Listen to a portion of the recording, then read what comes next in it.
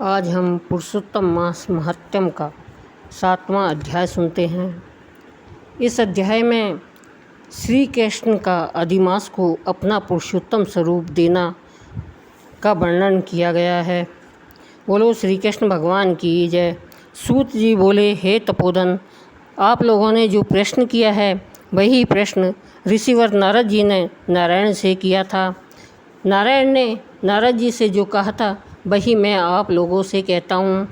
नारद जी बोले, हे बद्रीपते, जब विष्णु अधिमास के अपार दुख को कहकर चुप हो गए तब भगवान श्री कृष्ण ने क्या कहा सो आप सुनो।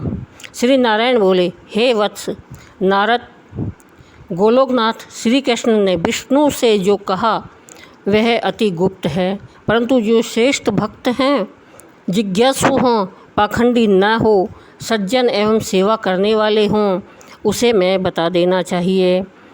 यह गुप्त वचन सुकृति करने वाला, पुण्यात्मा, यश तथा श्रेष्ठ पुत्र देने वाला है, राजा और राज दरबार को वश में करने वाला, दरिद्रता नाशक, पुण्यात्माओं के सुनने योग्य है।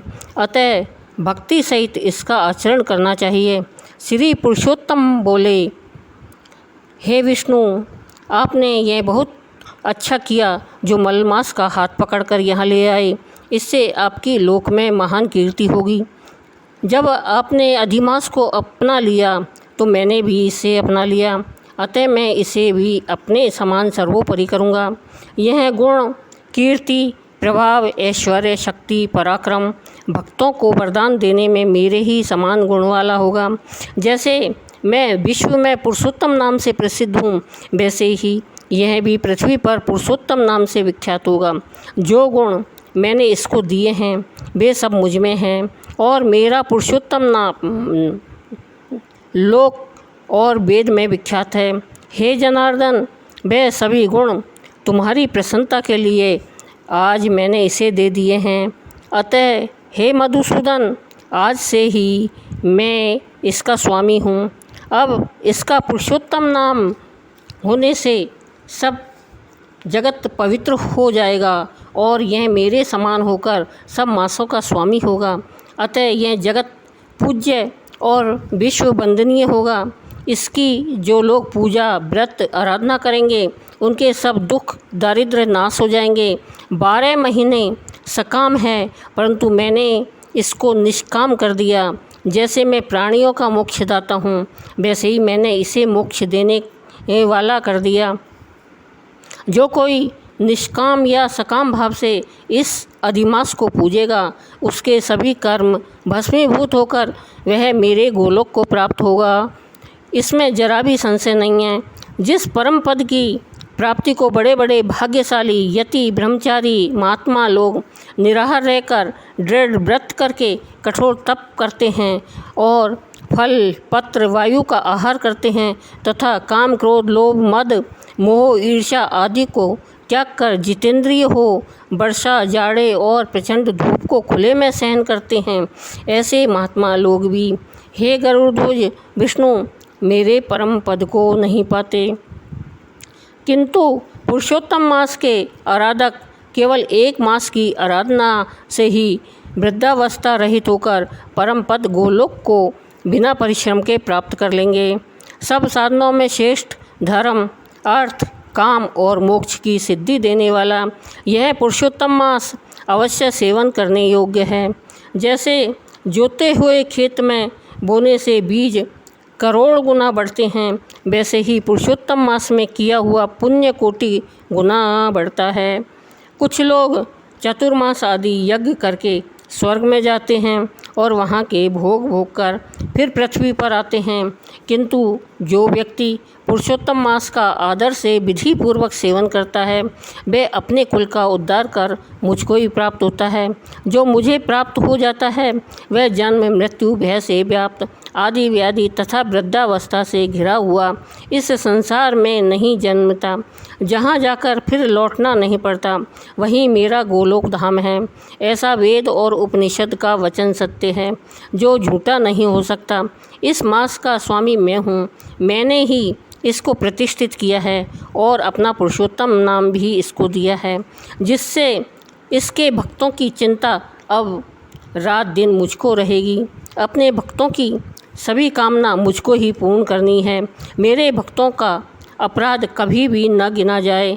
हे विष्णु, मेरी आराधना की अपेक्षा मुझे अपने भक्तों की आराधना अधिक प्रिय है, परंतु कभी कभी मुझे अपने भक्तों की वांछा पूरी करने में कुछ देर हो जाती है। मेरे पुरुषोत्तम मास के जो भक्त हैं, उनकी मनोकामना पूरी करने में मैं कभी विलंब नहीं करता। मल मास के भक्त मेरे भक्त हैं, वे मुझको अत्यंत प्रिय हैं। इस मास में महाअज्ञानी मनुष्य जो जप, दान, स्नान आदि नहीं करते, अच्छे कर्म नहीं करते और देव, तीर्थ, ब्राह्मण का उपहास करते हैं, वे दुष्ट और अभागे जो दूसरों के भाग्य पर जीने वाले हैं, उनको स्वप्न में भी सुख नहीं मिलता, जैसे खरगोश के सींग खोजने पर भी नहीं मिलते। जो मूर्ख मेरे प्रिय मलमास का तिरस्कार करते हैं और जो धर्म का आचरण नहीं करते, वे सदा नरकगामी होते हैं। पुरुषोत्तम मास प्रत्येक तीसरे वर्ष में पड़ता है। ऐसे मास में जो धर्म आचरण नहीं करते, वे कुंभी पाक नरक में पड़ते हैं और जब तक पृथ्वी पर जीवित रहते हैं तब तक अनेक कष्ट पाते हैं तथा पुत्र, पौत्र, पत्नी द्वारा दिए गए कलेशों को भोगते हैं। जो सुहागिन स्त्रियां पुत्र सुख और अपने सौभाग्य की कामना से पुरुषोत्तम मास में स्नान, दान, पूजा पाठ आदि करेंगी, उनको मैं सौभाग्य, संपत्ति, विविध सुख एवं पुत्र आदि देता रहूँगा।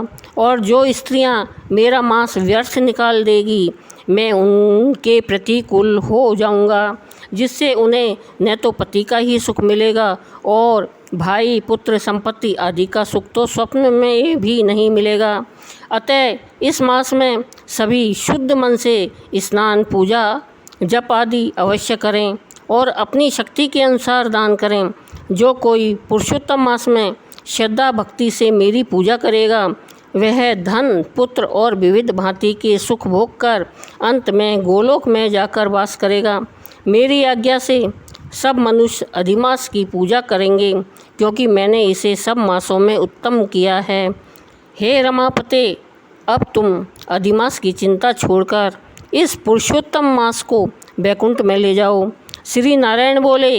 इस प्रकार विष्णु श्री कृष्ण के मुख से ऐसे रसीले वचन सुनकर बड़े आनंदित हुए और मलमास को साथ लेकर नवीन मेघ के समान श्याम कांति वाले श्री श्याम सुंदर को प्रणाम करके गरुड़ पर बैठकर शीघ्र ही अपने वैकुंठ को चले गए। बोलो पुरुषोत्तम भगवान की जय।